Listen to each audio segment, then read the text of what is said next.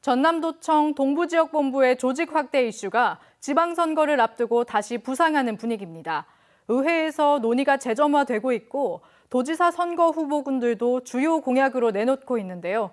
이번 선거 때 확실히 조직의 틀을 구체화해야 한다는 지역의 요구도 고조되고 있습니다. 박광수 기자가 보도합니다. 착공 6개월째, 전남도청 동북권 통합청사가 들어설 곳에 바닥 골조 공사가 한창입니다. 이제 만 1년 후면 550억 원이 투입되는 대공사가 마무리되고 청사가 가동될 예정이지만 정작 이곳에 어떤 부서가 들어오고 무슨 역할을 하게 될지 조직의 청사진은 여전히 안개 속입니다. 전라남도는 직원들의 의견과 지역에 필요한 기능 검토가 필요하고 이를 위해 여론과 의회의 의견을 반영할 시간을 가져야 한다는 입장입니다. 본청에서 분리되는 것을 꺼리는 직원들의 심리도 걸림돌이 될 수밖에 없습니다. 문제를 제기했던 도의회를 중심으로 구체적인 청사진을 확정하자는 논의를 서두르고 있는 배경입니다. 동북권의 위상에 걸맞게 3개 실국 이상을 배치하고 동부지역본부 조직과 인력을 대폭 확대할 것을 강력히 촉구합니다. 신청사의 조직은 도지사 선거 전의 핵심 이슈로도 부각되고 있습니다.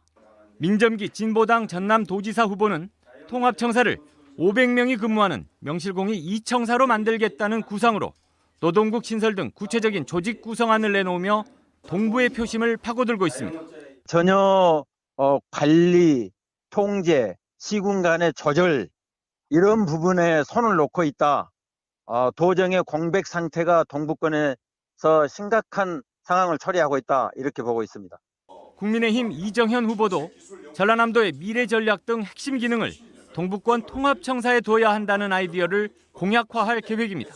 해외 투자자들의 정보, 우리나라 대기업들의 미래 투자에 대한 정보, 그다음에 정부 부처의 장기 미래 전략본부를 가장 저는 비중을 두려고 하고 있고, 통합청사의 세부적인 조직은 민선 8기 출범 이후 첫 조직 개편이 예상되는 오는 7월쯤 구체화될 것으로 보입니다. 청사에 어떤 부서가 오고 어느 정도 인원이 배치될지를 두고 시민들은 갈수록 민감해지는 분위기입니다.